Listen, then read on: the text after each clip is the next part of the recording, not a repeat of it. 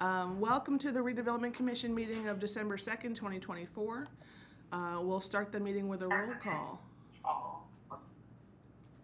Lori McRobbie, present. Steve Scambolari, here. John West here. Deborah Meyerson here. And staff present, please. Jane Cooper-Smith, Economic and Sustainable Development. Jessica McCollum, City Controller. Anna Killian-Hansen, Housing and Neighborhood Development. Christina Finley, and Department. Thank you. Larry Allen, Legal Department. Oh, sorry. Forgot we had on line 2. Recovered? Okay. Thank you. So on our agenda, we have our minutes from November 18th, 2024. Again, just for the record, any questions or comments? If not, I'll entertain a motion. Move for approval. Second. We have a first and a second. All in favor say aye. Aye. I am abstaining. I was not present at that meeting. Otherwise passes 3 with 1 abstention. Our next item on the agenda is examination of claims. I am not seeing any, so we will continue on to the report from officers and committees. Is there a director's report? No director's report. Happy to answer any questions. Is there a treasurer's report? Good evening, Commissioners. There's no treasurer's report in your packet. I will bring it to you at the next meeting, the last meeting of the year. But I wanted to let you know that the spending plan has been updated to the website and to the DLGF, and the background documentation that was requested. There was a public request for some of our background documentation. That has also been uploaded to the RDC website. So hand knows, I know, now you know, and that's where it is in case the public ever comes back to you and requests it. That's all I wanted to let you know. Okay. Thank you. Do we have a legal report? No report, but I'm happy to answer any questions. Thank you. Any business development updates? Not at this time, thank you. Thank you. Do we have a trades district update from Mr. Fernandez? You do, thank you. I'm sorry I can't be there in person. As you can tell, I've got a little bit of a issue going on with my respiratory system, but hopefully this will work out okay. I sound a whole lot worse than I actually feel, so. But I wanted to give the Redevelopment Commission a quick kind of annual update. First of all, it's required as part of our Trade District Partnership Agreement, but even if it wasn't, I'd want to do this because I think there's a lot of good stuff to share. But the important part is make sure that we're being transparent, accountable to the public and to the city and the RDC. And that way we can share kind of the progress we're making. I won't take a lot of time, but I do want to cover a few things in terms of how we're progressing against the plan, some additional info on the Forge, the Trade District parcel sales, and some of the other development activities, and just make a few comments regarding the overall economic impact. As you all know, because you approved it, as part of our partnership agreement, the key parts of the plan for 2024 were to complete the construction of the Forge and begin marketing and leasing office space to employers that are in or of our target sectors. If you go back to the original EDA grant, I mean the tech center, now the Forge, was really intended to be a space for companies, young companies that might graduate, if you will, from the mill, as well as others that we want to attract to Bloomington or have them expand in Bloomington. So that's an important part of the mission here. We're also charged with leading the efforts on marketing the rest of the Trades District parcels on behalf of the RDC and to do some broader engagement on the innovation ecosystem and regional strategies to complement and activate the Trades District and our innovation hub. I think everyone's pretty aware that we've substantially completed construction of the Forge. We had a great event on the 22nd. Many of you were there. If you weren't and you would like to go check out your building, just drop me a line. I'd be happy to give you a quick tour through the facility. We still have some punch list work that we're doing with Weddle, as well as finalizing some of the furnishing that is required for the common area. All of it's coming along quite well. I mean, I'm really pleased with the work that our local contractors did to build this really fine office space. In terms of marketing, we've had a very robust tenant pipeline. I mean, we primarily marketed via LoopNet and then just our own kind of direct marketing work because again, we are very targeted in terms of the kinds of companies that we want to locate in this building. Companies that meet our mandate in terms of kind of tech and innovation fueled company growth, but also companies that genuinely want to be a part of the hub community. They want to engage with other young companies that are starting at the mill or other tech companies located in our region. They want to tap into the talent pipeline coming out of IU, as well as develop some of the partnerships with various research centers within the university and Crane. So we've got a lot of traction on this. We have one lease for consideration tonight, but in total, there are 3 leases that are in process. Together, they represent about 66% of the rentable space. We're waiting to hear back on a term sheet for another that could be somewhere between 1,900 to 2,400 square feet. So we're feeling pretty good about that prospect as well. So, I mean, at the end of the day, our goal was to get 50% lease up in 2025. We need 28% to be able to break even on our operating expenses.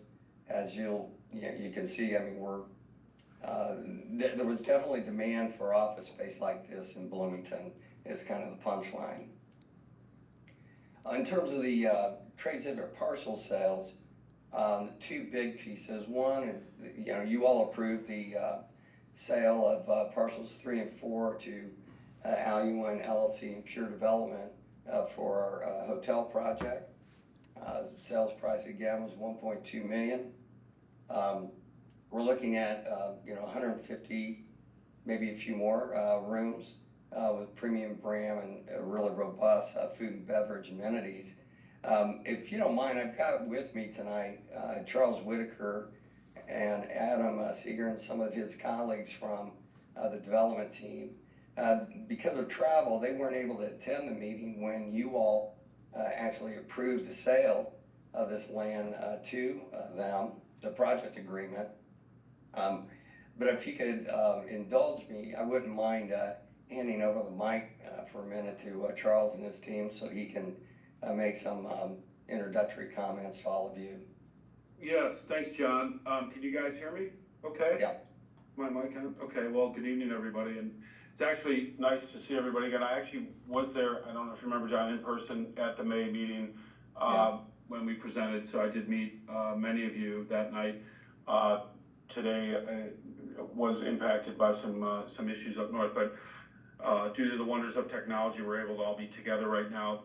We've made tremendous progress since that meeting in May with design teams, brand discussions, and so forth. And I'm happy to say that we feel that we're going to have a absolute elite hotel with incredible F&B amenities. And I would think, I asked John for a schedule for the meetings in January, given that probably, I don't know if you're meeting in 2 weeks, but that'll probably be a little soon.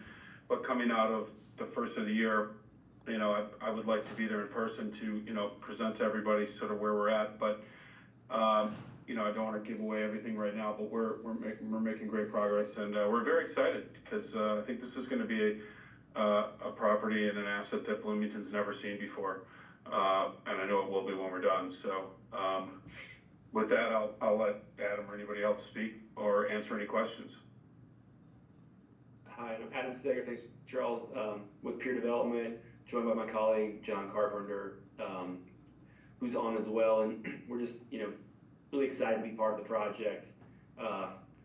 John, congrats on, leasing office and the foundry. I mean, it's an amazing project that we're excited to be adjacent to, nearby, part of a vision that really is exciting as a guy that went to IU. It's fun to see these companies incubate and come into that world, while also being, part of the region, kind of the sci-tech region that you have there. So, really excited to work with our partner, Charles, and get this project rolling. Well, thank you guys, and I'll keep moving through this, and then if any of the commissioners want to follow up with any direct questions with Charles and team, I'll hand it back to you all, but I know we want to get to other items on the agenda as well. The other big development related to the parcel sales is the fact that we now have parcels 1 and 2 under contract via the IU Bloomington Lilly Endowment, Inc. Grant-funded project that we're doing to accelerate the transformation of the mill. So that contract has been completed. So right now, 100% of the real estate that was developable and available when the mill took on the trade district partnership agreement are under contract. So it should be able to generate some nice returns here in the near term for the redevelopment commission and the taxpayers for all the money that's been invested. When you look at the larger development activities, if you've been in the area, you'll see that the Compass Construction Group has been hard at it on the build out for ESNet. As you all recall, back in May, the commission approved a lease with the University of California, Berkeley, and their national labs. One of their subsidiaries is ESNet, which is the Energy Services Network. That build out is going incredibly well. I was just in the building last week with the construction team, and you're going to be, I think, really pleased with the transformation of that space into some really great office. They're going to have, on day 1, 8 full-time employees working out of that facility. They're all highly compensated computer engineering folks, and again, they specifically wanted to be in the trades district because of their intent and strong interest in engaging in the community we're creating. Of course, the biggest development activity was the Indiana University's successful grant application for the Communities College Collaboration Program that the Lilly Endowment launched. Through that grant, $16 million is going to be invested into the trades district. The rationale for the university, I mean, I'll try not to speak too much for President Whitten or the administration, but they were very keen on helping us accelerate the development, because having an innovation hub is certainly important to our community and our economy, but it's important to Indiana University as an R1 research institute. So we couldn't be happier about the support from the university for the project that we're all collectively working on. You've probably seen this before, but I did want to break it out just a little bit more for you because it's so relevant to the redevelopment commission. But the use of funds includes, the big item on top is the tenant improvement fund for the Forge. That'll come into play later today when we talk about one of the leases. But that is a major incentive. As you know from the work on the commercial space in the garage, the redevelopment commission funded those tenant improvements, and then they're going to be paid back over the first 5 years of that lease. For prospects and tenancies in the Forge, the tenant improvement dollars that are included as allowances in these leases are not going to be requiring a dime from the Redevelopment Commission. That's being fully funded by the endowment. And I know John knows this as a real estate guy. I mean, that is a massive incentive. And it's all geared towards the primary objective that the university had, which is to activate this innovation hub, get it going, get people into that, get the right companies into this building so that can catalyze some of the other economic development activity that we're all very supportive of. There's some additional dollars for the land acquisition for in addition to the mill. That's one that will require a lot of work with the Redevelopment Commission and Historic Preservation Commission before it goes forward. There's also an additional $5 million that's for the city to invest in placemaking in the trades district.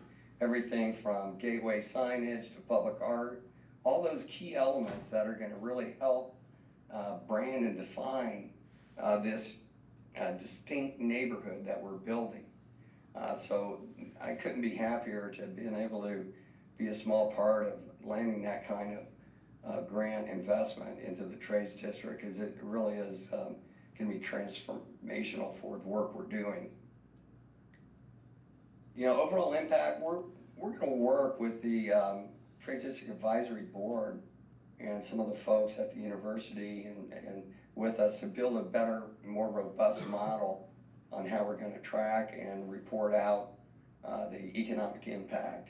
It can get pretty weedy very quickly, and we've not done that this year, but I'm pretty confident we'll have a great model in place early next year so that we can hopefully even automate some of the reporting so that the Redevelopment Commission and taxpayers can see the full economic impact of these investments. But in the near term, there's $5.8 million in cumulative land sales proceeds for the 4 parcels that are under contract. Again, there's we're leveraging the city's money to get this $16 million grant, and then we need to model out the economic impact right now of the forge itself. But as you all recall from the bidding process, it was a competitive bid process, but all of the lead contract packages were landed by local companies. And so I haven't run the model on that, but you can envision that that's had a nice economic impact in terms of supporting local trades and those businesses and their employees, and all the secondary benefits of having that kind of contract flow into our local economy. So I'm going to leave it at that.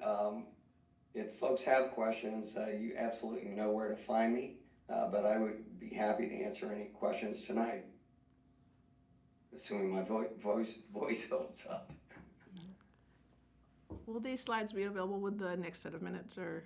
Okay, thank you. Yes, Christina has them. Any questions or comments from commissioners? No. And I don't believe there's space in public during the reports of officers and committees, so thank you very much, Mr. Fernandez. Do we have a Hopewell? Thanks, Charles. I don't see anybody there for Hopewell. Mary Kropinski is on there. Oh, she is? Okay. Next on our agenda, we have a Hopewell update. There's not necessarily anything too detailed to bring to you today. I'm certainly here for questions. The one thing of note is that for Hopewell South public offering, we should be receiving any of those offers on Friday, and then we will take some time working with you 3 advisors as well as Green Engineering to evaluate those and bring a report back to you as soon as possible on those. Sounds good. Thank you. Any questions or comments from commissioners? Okay. Well, thank you for those reports. Next item on our agenda is our RDC annual informative presentation. Mr. Frisch, you're Good evening, online. everyone. Yes, Matt Frishy here from Reedy Financial Group. I would also like to echo John's comments on my apologies for not being there in person. This weather created a massive pileup on 465, and I was not able to make it to you guys in time. Luckily, I was able to make it to my computer in time with about 5 minutes to spare. So, once again, I'm here this evening to give you guys your annual TIF impact report and presentation.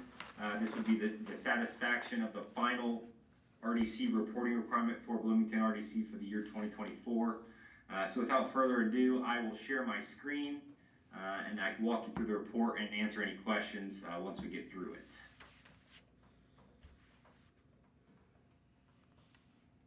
So can everyone see that? Yes, thank you. Perfect. All right, so as I said previously, this will satisfy the final reporting requirement for Bloomington RDC. We just need to complete this requirement prior to December 31st, the end of the year. Presenting overlapping units, requesting that, or inviting overlapping units to attend this meeting. I know those letters were sent out 10 days prior to this meeting to invite them to attend the meeting. I did get a response from City Council. No one was going to be able to attend. They did ask if someone could come and present it in January to them, so I can kind of work with Jessica, work with Anna, and figure out, and Larry obviously, to figure out what the best course of action is to get them the report. But as far as what is entailed within this TIF impacts presentation, just a quick overview of RDC's financials, revenues that are expected to be received this year, expenditures expected to be received this year, what is our assessed value within our TIF allocation areas, what are kind of long-term plans as far as future projects, and then once again, a discussion on the TIF impact or the impact of those overlapping units for us utilizing TIF in the city of Bloomington. So right here is just a breakdown of our two main allocation areas. There are a lot of breakdowns within this consolidated area, but for the most part, they were, the first one was created in 1985. Expiration still subject to legal interpretation. We need to work with Larry on that to figure out exactly when the various pieces of that allocation area begin to fall off. And then you have your North Kensor Pike, which is set to expire in 2026. You'll see the 2024 incremental assessed value. This is the incremental assessed value that is within our TIF allocation areas that is then in turn driving our TIF revenues for the year 2024. So I'll flip here to the next slide and show you a graphical format, just a refresher on how TIF works. So that 960, oh, I guess that's on the next slide, so pardon me, I'll get there in a second. Taking a look at these allocation areas, like I said, that 964 on the prior slide, that's driving this $18.3 million revenue number for the Bloomington Consolidated Allocation Area, and there's $104,150 from the North Kensor Pike. You'll see our beginning year fund balances, our revenues that are expected in the year, and then our expenditures expected throughout the year. Once again, these are projections that go through to the end of the year based on what you guys have spent throughout the year, and then, like I said, the remaining projects that we kind of have on our plan as far as planned expenditures for the year. Current and future projects, and I'm sure you guys can opine here on any other ones that may not be included in this list or go into more detail if there are questions, but I know we have obviously our Hopewell and Trades District. We just got a good update from Trade District. Infrastructure improvements are always a big thing within the RDC. Various park improvements, and then obviously public safety as well. So this is the slide that I referenced 2 slides ago. So that 964 million in assessed value, that would be this box right here that we call incremental assessed value. So I just wanted to do a quick refresher on how TIF works. So once again, as it states here, when we create a TIF, whatever the assessed value is on the parcels that we're looking to add to a TIF allocation area, those values will always remain in the base assessed value. So by no means, when we establish a TIF, are we taking away any value from overlapping units. We are only capturing new development that occurs on those parcels that we designate as a TIF allocation area that then develop and drive this incremental assessed value. The base assessed value is always going to go to those overlapping taxing districts. at the end of the life of our TIF, all of the assessed value that we have built up within our TIF allocation area will go back to the base and will all become the base. So that's a big key when talking about TIF impact. Just remember that we are not taking away any assessed value. We are using this as a tool to harbor and bring development to our community and harbor these dollars to then put back into our community for more and future redevelopment.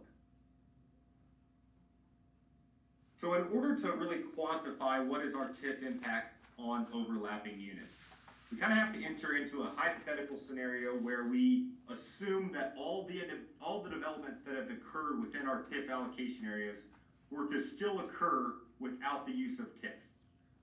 So one, we're going to assume here that we never utilize TIF within the community, and yet still all of these businesses and developments occurred within the area.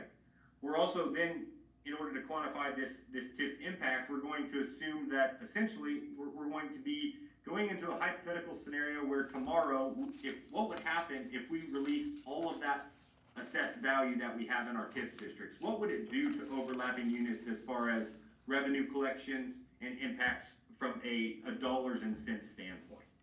And in order to really think about that and kind of go through the process of what happens if you release all this AV to the base assessed value, you really have to have a general knowledge of how property taxes work in the state of Indiana. So for most units, and we're going to go into a little bit of I'm going to kind of lump them all together to make it a little bit simple. Some of these units do not have some of these, but essentially for a unit of government, they have two different types of funds, or they may have two different types of funds. One is your max levy funds, and the other is rate-driven funds. So when it comes to max levy funds, those are municipalities' typical big funds, such as the city's general fund, the county's general fund. Those big funds that they have a property tax rate on and that they're receiving revenue from. The state of Indiana does things a little bit different from the rest of the country, and we are a levy state. So what that means is you have a maximum levy or a property tax levy that you're levying on the assessed value within your municipality. That maximum levy can only grow by a state-approved growth quotient on any given year. So for instance, from this year to next year, that growth quotient is 4%. I say this to kind of break out the equation of how do we get to our tax rate and how do we get to our property tax levy. So if we're looking at it from an equation standpoint, you have your assessed value that is divided by 100, that is then divided by your max levy, which once again is a constrained number. It can only grow by a certain percentage every year. That side of the equation then equals your tax rate. All that to say, if we drop in a large amount of assessed value above whatever the growth quotient is, it does not mean that we are going to be getting additional dollars because of that cap on how much we can grow our levy. If our assessed value were to grow by 10%, our max levy can still only grow by, for instance, next year, 4%. That would lead to a tax rate decrease. No additional dollars are received in that scenario. So a lot of the impacts that we're going to be going over in the next slide are really minimal circuit breaker impacts. Impacts that municipalities receive because their tax rate is above a certain threshold where property taxpayers are protected on how much they can pay on an annual basis. So the other type of fund, as I said earlier, rate-driven funds. Now that is a fund that functions as a result of assessed value. So typically, those are only certain units have those funds. In Monroe County, the only units that have those funds would be Bloomington and the county. So Bloomington has a CCD rate. That rate is capped at 5 cents. If our AV goes up by 10%, we would be capturing more money because 5% on a higher number is more dollars.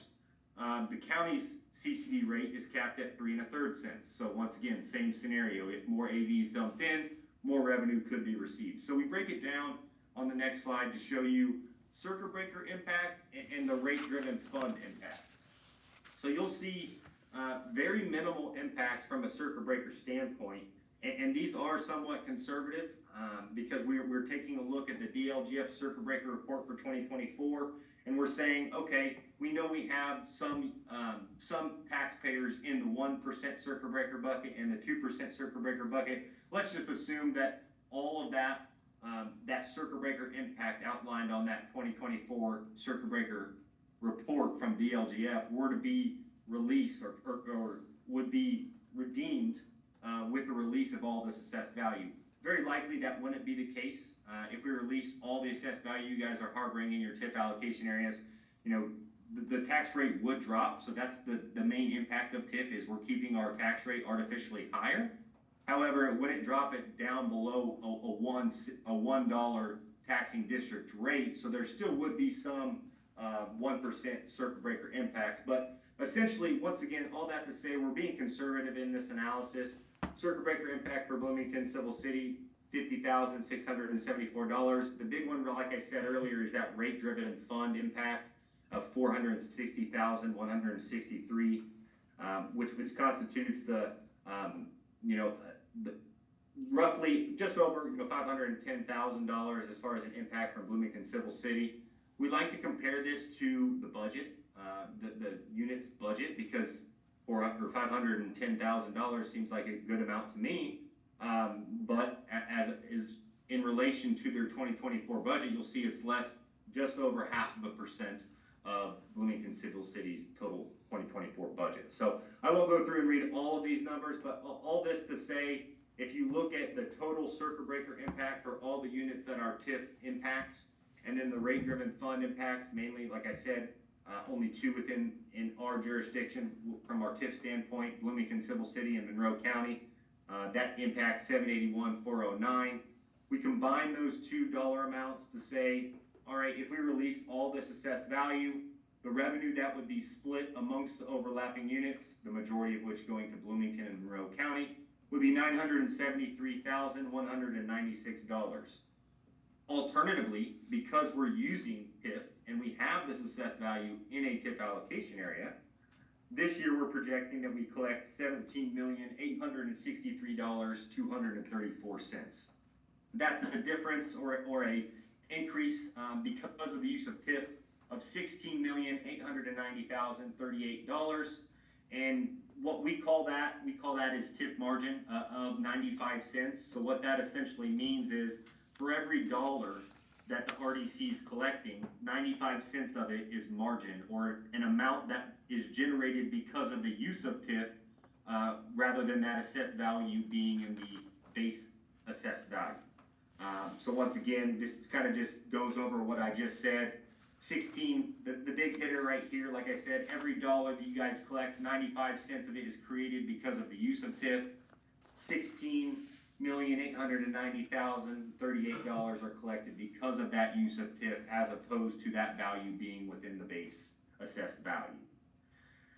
That kind of wraps up my presentation here. So obviously I'm available to answer any questions if anyone has any. We can share the report to anyone that would like a copy as well. Thank you, Mr. Frischi. Any comments, questions from commissioners? No. I have one question, which is just occasionally the RDC will get projects before it that are considered adjacent to but not in the TIF. So when you're looking at the assessed value within the TIF, how is a project like that considered as part of your overall calculations?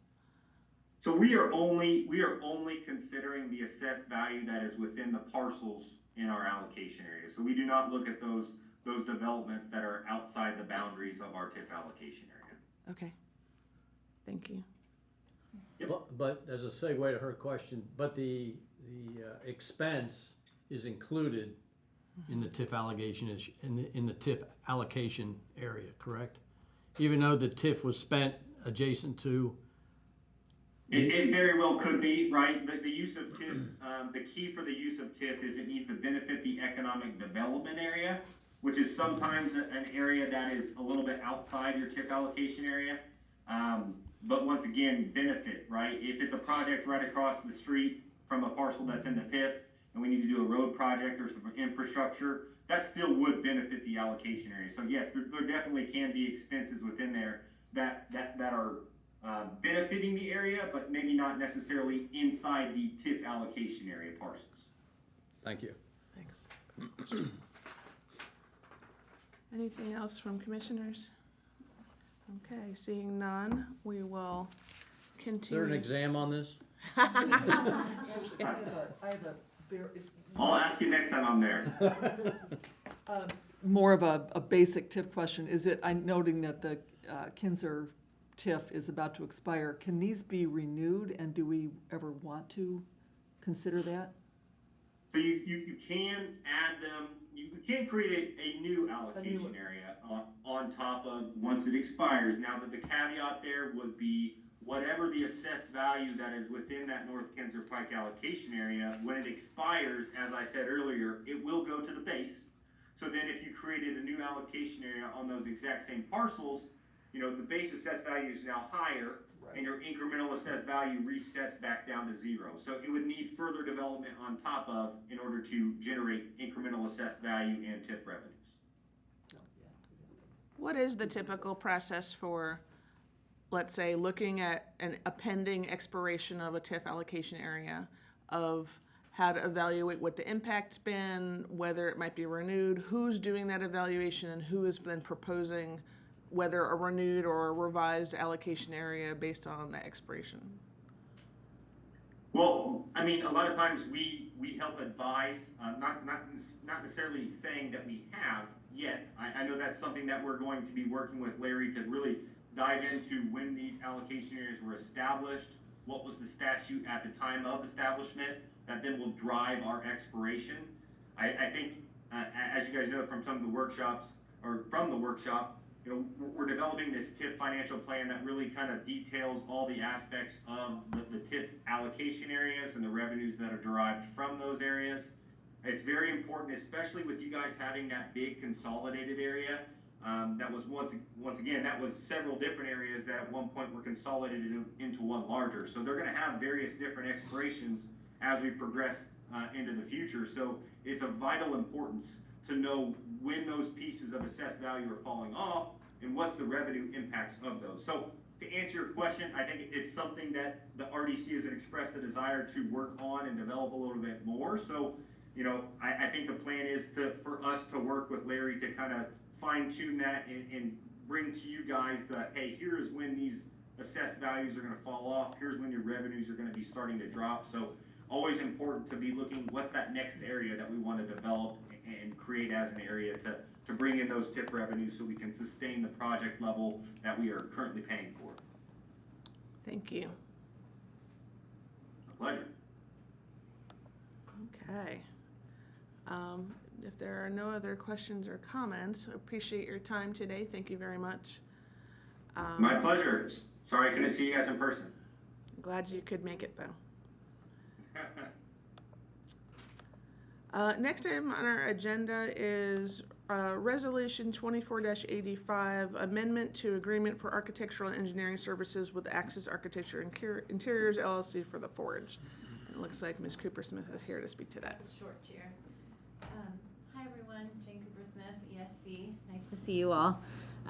This resolution is to request additional funding for the Axis Architecture Agreement, and in transparency, the amount the $1,000 increase that we requested here is actually not the correct amount.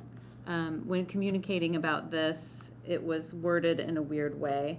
But what happened with the contract is that the architects operated under the assumption that reimbursable expenses were additional. They were on top of the services not to exceed amount, and the city operated under the assumption that they were included in that not to exceed amount. I reread the contract. I went through all the expenses and reread the contract today, and I do think it is not clear that they are included in the not to exceed amount. And in any case, it's not an enormous amount of funding. So I'm here to request an additional $6,208.26 to cover the final bill. That is the amount of all the reimbursables for the entire Forge project by Axis Architecture. And that would raise the amount in this contract. It wouldn't be the $412,532.50. The not to exceed amount would be $417,740.76. And that's everything. So I'm happy to answer any questions, and I'll just explain the reimbursable amounts, or the reimbursable expenses are things like mileage for when the architects are visiting the site, if they have particular, if they have drawings printed or other supplies related. Those were not included in the original services agreement. Sorry, my family gets the bypass and they're not doing it, so. So to clarify, the city thought they were included and Axis did not? Right. Well, and the city thought they were included. I think we were operating under that assumption, and Axis thought that there was a billable to be billed yeah. down the road. Can you say those dollars Sure. amounts one more time? The total that needs to be added to the not to exceed amount is $6,208.26, and that would raise the total final not to exceed amount to $417,740.76. This resolution says 412,000. Yeah, Yeah. no, there's a So we mistake in need to- there. When I was communicating with legal before leaving for the holiday Yeah. break, that was what Yeah. we thought was needed, and then going back through, we No, I did see. sort of a trades district, not audit, but we went through a lot of the accounts today and learned that our initial request was not correct. When it was 1,000, I didn't think it was a big deal. 6,000 is a little different. Could Larry weigh in on the legal contract to just make me feel better about the fact that it's written the way Axis is interpreting it? The confusion comes in how Axis presented its proposal versus what was actually, how the contract was written. So, the way Axis presented its proposal, it clearly states that it does not, their proposed amount does not include their reimbursables.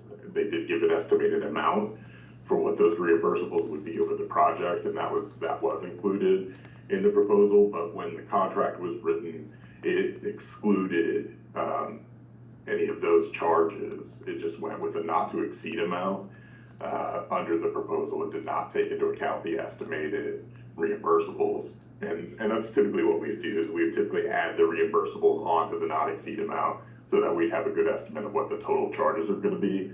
For whatever reason, at the time this contract was drafted, that didn't happen here. Thank you, Larry. What was Axis's initial estimate of the reimbursable expenses in their version of the proposal? If you give me a second. I can pull it up. Find it. Yeah.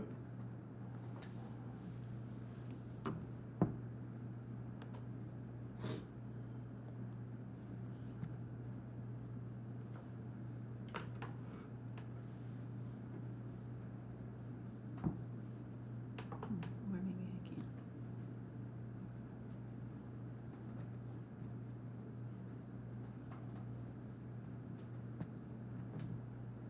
Thanks for waiting.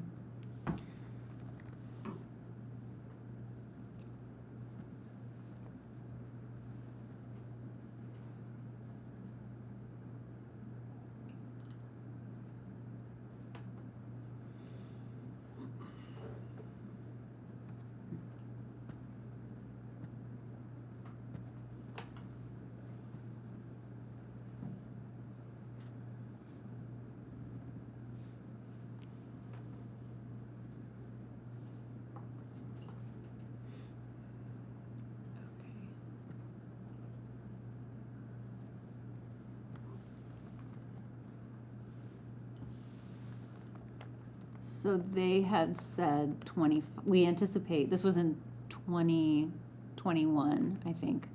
They said we anticipate reimbursable expenses to not exceed $2,500. Okay. So.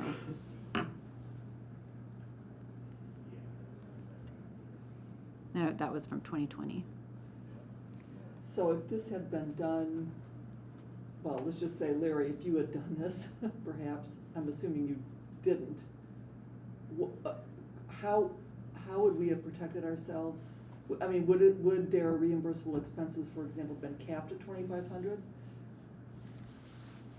Had that We probably would have been- negotiated that with them, yeah. We would negotiate that number with them and cap it and make sure that it's included specifically in the language of what we're gonna pay out.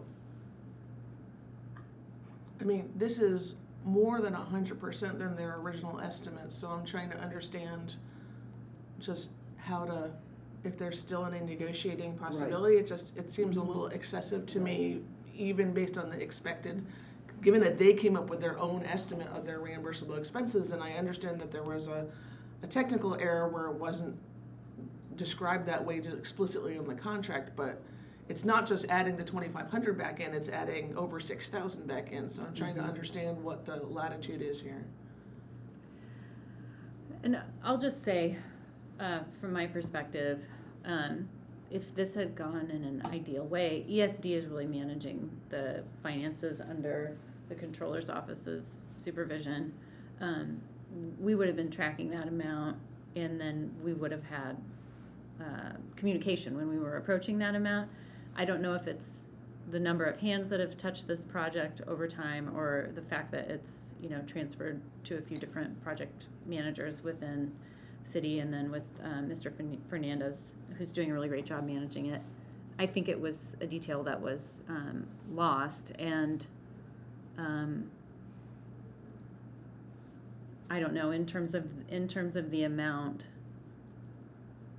I think that they have executed on the work and they've incurred the cost. So overall, the project looks to me, based on our analysis today, that it's going to come in still slightly under the overall project budget. And we are getting to this point in the project where we're kind of seeing what's coming in and what the final expenses are. And so I guess this is not totally surprising to me that we have a shift at the end. But overall, the big picture looks like we're still under budget.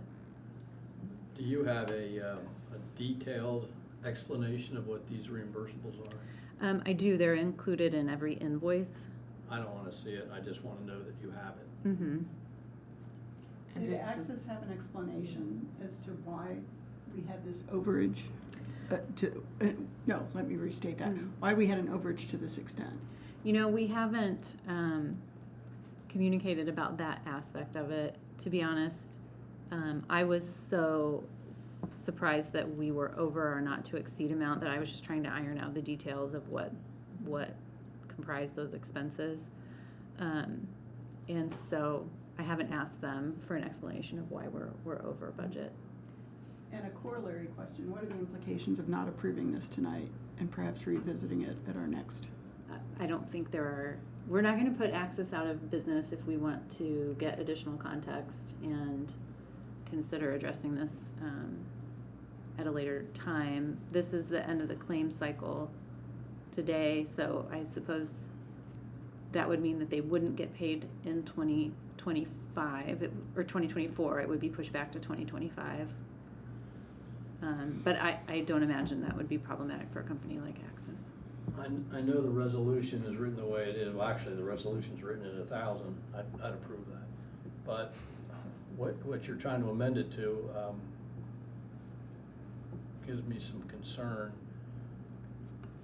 And so if you were to amend it to say that the expenses aren't going to exceed the 2,500, which was in the proposal to begin with, which is a number that we were kind of aware of, I could do that. So I mean, personally. Mm-hmm. But I agree with Sue. Jumping to 6,000 claims. Without context. Yeah. Well, I mean, it's just not, I mean, who does that? I mean, I don't. Oh. Hey, Yeah, hear we you. see you. yeah, I can't speak for Studio Access, so, and like Jane, neither of us were around when many of these contracts were originally, developed. This is pure speculation, but keep in mind that, the project was radically, resized, and, by the time I came on board with this project at the beginning of 2023, we were already a year behind schedule because there were so many changes. So, I could see how their initial estimate may have been low compared to the reality of work actually performed, because I don't think there was any anticipation at the beginning that it would take an additional 18 months to get to the beginning of the construction period. But, you can get those answers from them, but just from my perspective, I could see how those kind of out-of-pocket expenses would have been higher than they originally planned, because the project took substantially longer than they had originally planned as well. Well, that's pretty insightful. I agree. I mean, I could see how that could happen, but we don't have that. We're not given that Yeah. information in this resolution. We're just given a number and then verbally giving us Yeah. another number. I would be comfortable with an action that requests from them a detailed statement of why, it may be exactly as you say, John, detailed statement as to why their reimbursable expenses went over by so much. And at that point, frankly, to reconsider the amendment. I'm happy to request that information And from if it Studio pushes into Access. 2025, So be it. so be it. I'm happy to do that. That's better practice. So to clarify, are you wanting a no vote this evening, or are you wanting a table? I think, well, I would defer to the president. I would ask legal in terms of what our options are. I'd prefer to know what our choices are, or if there's a preferred mode in terms of how to handle the situation. The amount is wrong on this resolution, so I think it's fair to just, even if this dies on the floor, we'll bring a new resolution to you at the next meeting. I think that's probably the best way to handle this one. Otherwise, normally I'd tell you a motion to postpone would make sense to the next meeting, but because the numbers in this resolution are wrong, I think it probably makes sense just to allow this one to die on the floor, and then we will bring you a new resolution with a new detail at your following meeting, just with a new resolution number. Yeah.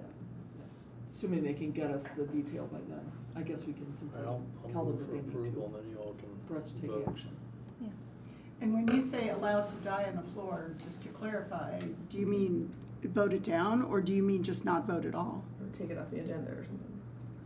Yeah, I was thinking not, when there's a call for a motion to approve this resolution, if there's no motion to approve this resolution, that's what I was thinking, is then we'll Okay. just move on with the business. But Okay, so I will ask, do I have any motion to approve the resolution? I move to approve resolution 2485. Is there a second? I'll I- second. I'm just checking if I have a second. Seeing no second, the motion dies, if that's the correct term. We all take a moment now. Okay, thank you for your guidance on that, and thank you Thanks for for your the discussion. presentation on that. Yeah. We will move to, next on the agenda is Resolution 24-86, approval of notice of termination filing with the Indiana Department of Environmental Management. Who would like to speak to that? Mr. Allen? You're muted. I guess I'm happy to speak to this if no one else wants to, or I could just stay muted and you can guess what I'm saying. this is to close out the stormwater permit for the main site of Hopewell. As some of you may recall who were on the board last year, when we did the final closing for the Hopewell site, for the main hospital site, there was still work that IU Health was doing to get some of the grass established and some to make sure there was no further erosion on the hillside. That all falls under this IDEM permit. And so what we did at that time is we assumed the IDEM permit in the name of the city of Bloomington, and we had an agreement with IU Health that IU Health would continue to work on all of the requirements to fulfill that permit. And essentially what this is IU Health has now fulfilled all the requirements. Under that, the grass is established. They feel like there's sufficient sign off. You see the report included in the packet from our utilities department certifying that as well. And so this is essentially the form that we sent to IDEM that will just finally close out that permit for good. We'll open new ones as construction goes and there's new things constructed, but this is the final closeout of that IU Health demolition stormwater permit that was open whenever we closed last year. Thank you. Any comments or questions from commissioners on this resolution? If not, I will entertain a motion.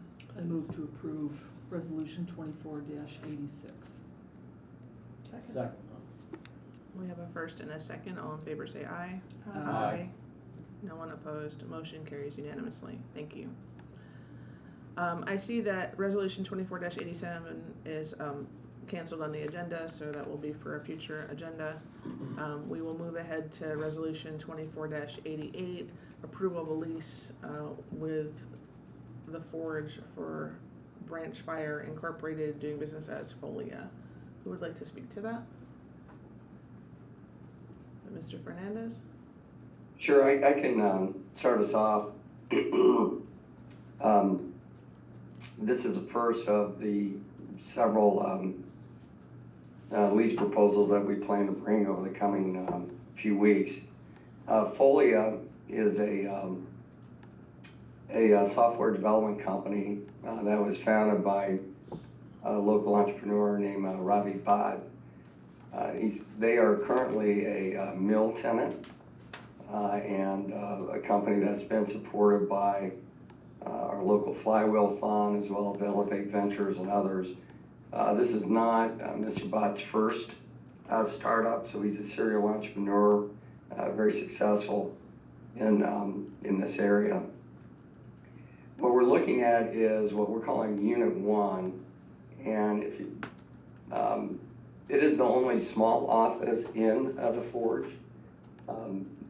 I'll go through kind of the high level what the basic terms are, and then if you want I could put up a floor plan and show you exactly the space we're talking about, but it's essentially 618 square feet located on the first floor of the building. It's in the located on the northwest corner of the building. It's a 5-year lease with 3 options to renew or to extend. The base rent is $21 a square foot. That's the base rent for all of our leases right now. The lease includes an annual rent adjustment of 2.5%, beginning on each 1-year anniversary of the commencement date of the lease. As all tenants in the Forge, they'll be responsible for their own additional electric service provided. The building's set up so that we can sub-meter all of these units. Because we know that there's going to be varying degrees of electric power use, since several of these companies are AI companies and technical groups are going to have varying demands for electricity. In addition to the base rent, we will be charging all the tenants their pro rata share of the common area expenses, and it's allocated based on the rentable square footage of the building. So depending on how much space each tenant takes on, they'll have a pro rata share of that annual operating expense. Right now, our estimate is that those common area maintenance expenses will be $7.88 per square foot. Since this is going to be the first year of operations of this building, we developed the annual operating budget based on our experience with the mill, which is an older building, but it's about the same size. It's 21,000 square feet. And then we pulled in market information from some of the local real estate groups who do similar office management services. And then we agreed that at the end of that first calendar year, we'll compare the estimated expenses to the actuals and essentially do a true up. So if we've overestimated because we're being conservative, we'll adjust the payments going forward to credit any overpayments. And conversely, if it's higher, then we'll make adjustments to capture any shortages. As with all these first tenants for the Forge, the building is, from being in it, it's kind of, we're responsible for creating kind of the white box. And then we'll have to do tenant improvements based on the specific needs of each occupant. In this case, it is a smaller unit, so we don't anticipate having to add any demising walls or things that might be a little bit more complicated with the large suites, because it is a relatively straightforward project. But nonetheless, they will benefit from the endowment funded tenant improvement allowance, and it will offset any of those costs, making it more affordable for them to get into the space and continue to grow. We don't make any commitments regarding parking, other than to point out that they have the right, not the obligation, to lease spaces in the Trades District garage or avail themselves to some of the meter parking.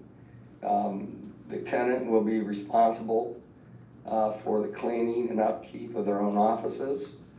We'll work with them on any signage that they might want, consistent with the city's regulations. In addition, the only other thing I would add is that the mill is creating a special mill membership category for tenants of the Forge, so that they will have at no additional cost access to some of the benefits that office users at the mill have in terms of additional conference room rentals or availability for conference rooms, but also discounted use of the mill's event hall. Again, we want to foster as much cross-programming and engagement between the mill community and our soon-to-be new neighbors in the Forge. So that is kind of the high-level overview, and I'd be happy to answer any questions. I can also, if you want, but I won't do it unless you want, I could pull up the Forge floor plan and show you exactly where these spaces are, but that's up to you. Hey, John, for clarification, it's unit 4, right, not 1? What did I call it? Yeah, sorry. Yeah, that, Is in the northeast corner, is that right? Yeah. We got a. north. Our packet's got Northwest. floor plans. Northwest.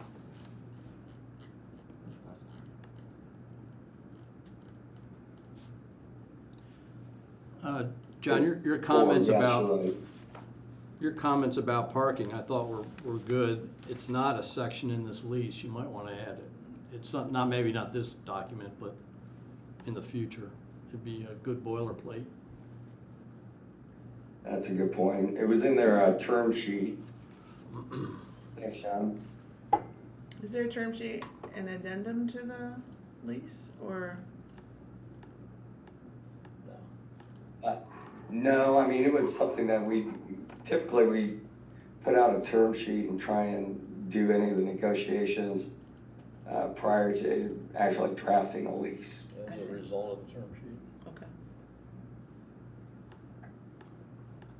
Yeah, but based on assumptions as with other contracts discussed today, I think it's always good to add more clarity where appropriate. Yeah, unless, the only caveat to that I would mention is that in the process of the back and forth, you know, a term sheet is just a proposal. It's the lease that actually becomes the contract with the binding terms. So like, for example, in the term sheet for Folia, when it was developed, we were still in the process of finalizing our operating expense estimate. And the amount that's in the term sheet is actually about 15 cents less a square foot than what's actually in the lease. So do you think it's possible or appropriate to include a clause about the parking expectations in the lease? Just again, so everybody's kind of got that clarity up front, or again, perhaps in the future, but just while we're talking. I think about it's something that I would recommend. I think it's a good idea to make that clear in other leases. I guess you know, if you want to amend it, we could, and then we would just have to come back with an amended lease.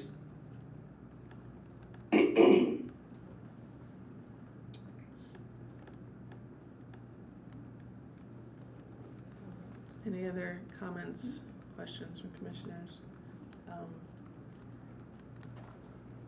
I would like to recommend that the lease be amended to reflect the current parking expectations based on what you've described today. Especially since you said it was something that was referenced in the term sheet but is not referenced in the lease, it makes sense to make that clarity in the actual lease.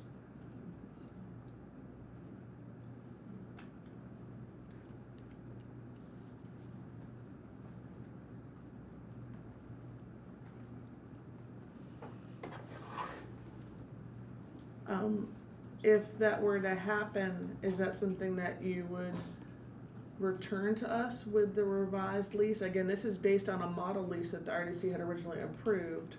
I don't know if it would be an opportunity to revisit the model lease in addition to obviously this specific lease, because that way it would be standing for future leases as well.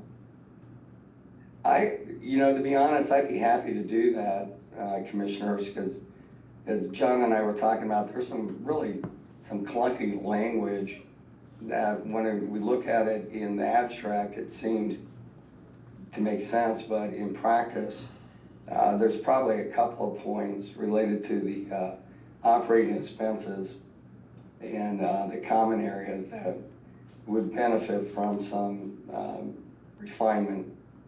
I don't think it would be a significant issue at all as it relates to the EDA has approved the model lease. If we made that a couple of amendments, I don't think it would be an issue with them at all, because it's not really a material change to any of the terms. It's just an improvement of language. He's referencing section 3. It's 3B and 3C are clunky, so it needs to be written differently. Yeah. We had a conversation about it earlier This is- today. This is the first one out of the gate, Mm-hmm. so, Might as well get it right. yep. So can I agree. we propose that, again, is the timing such that this could be revised and revisited at the next RDC meeting on the 16th, I think?